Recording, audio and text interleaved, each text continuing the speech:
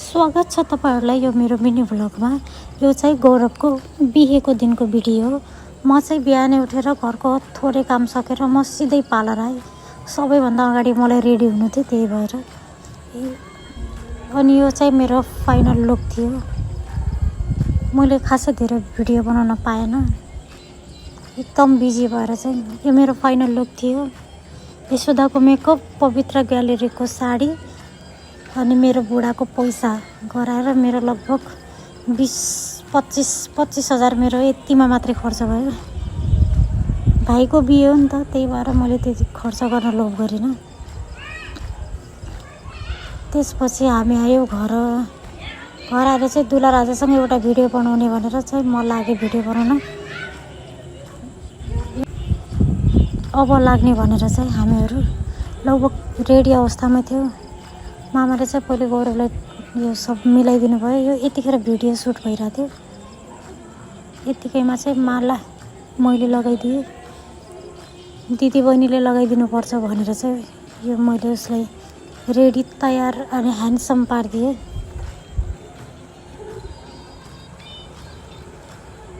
यतिकैमा चाहिँ अब हामीहरू लाग्यो यो बाटोमा। यति बेला चाहिँ दिदीहरू पार्लरबाट आएको थिएनन्, एकदम लेट भइसकेको थियो। अब 6-7 जनाले एउटै पार्लरमा, एकजनाले मात्रै गर्ने थियो, त्यही भएर लास्टै लेट भइसकेको थियो। यिनीहरू यति बेला आएको थिएनन्, हामीहरू चाहिँ लागिसकेको थियो। यस्तै ढिला हुन्छ भनेर चाहिँ सबैभन्दा अगाडि मेकअप गर्न मै गएको थिएँ।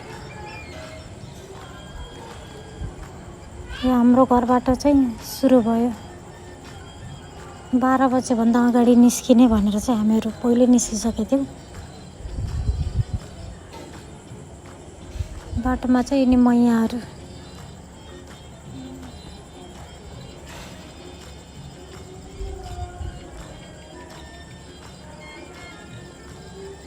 गौरव र म चाहिँ गफ गर्दै गइरहेको थियौँ।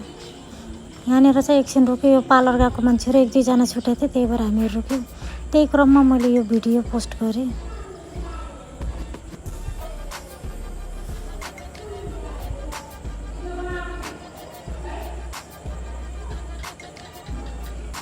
यतिकैमा लाग्यो म गौरवको साथीहरूसँग चाहिँ दुलै लिनलाई। अनि यिनीहरू चाहिँ सब गौरवको साथीहरू हुन्। यिनीहरूसँग चाहिँ एकदम रमाइलो भयो, जाँदाखेरि पनि आउँदाखेरि पनि।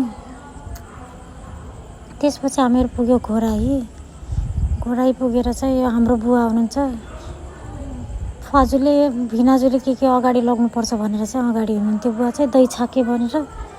अनि हामीहरू चाहिँ पछि यो हाम्रो सलिना, ट्विङ्कल दिदी अनि म अनि मम्मी गरेर सबैजना आन्टीहरू, छिमेकी आन्टीहरू, हामी चाहिँ यो अम्बिकेश्वरीको अलि यतै रोकेर नाच्न सुरु गरेको थियौँ। बिहे चाहिँ घरमा नभएर मन्दिरमा गराउने भएर चाहिँ हामीहरू मन्दिर पुगेको थियौँ। हामीहरू अलि ओरै झरेर चाहिँ नाच्दै गानासाना बजाउँदै एकदम रमाइलो तरिकाले गयो।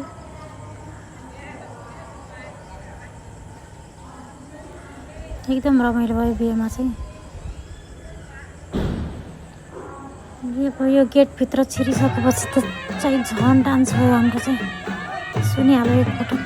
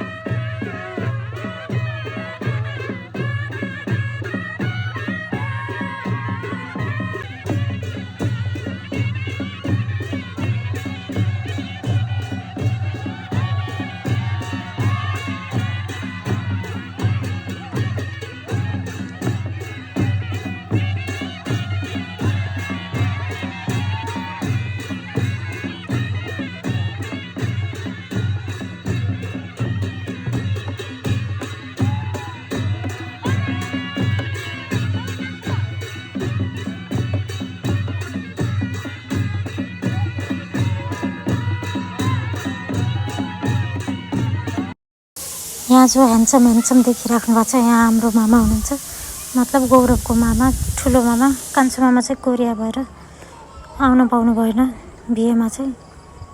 अब चाहिँ सायद जुनको बिहेमा आउनुहुन्छ होला।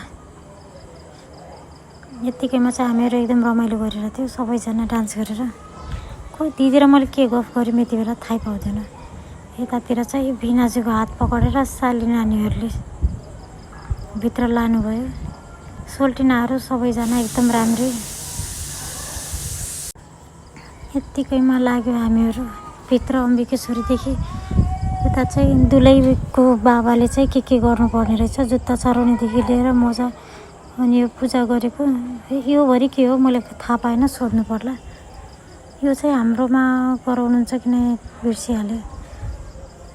त्यसपछि गौरवलाई चाहिँ यो पण्डितजीले जे सिकाइराख्नु भएको थियो त्यो गरिराख्नु भएको थियो बुवाले चाहिँ। यत्तिकैमा चाहिँ हाम्रो दुला राजा चाहिँ एकछिन कुर्सीमा बसेर हिरो पाराको देखिनु भएको थियो। ह्यान्डसम त ह्यान्डसम हो कि काले भए पनि। नेक्स्ट भिडियोमा चाहिँ बाँकी कुरा गरौँला र म यति भिडियो हटाएँ अहिले चाहिँ। By by.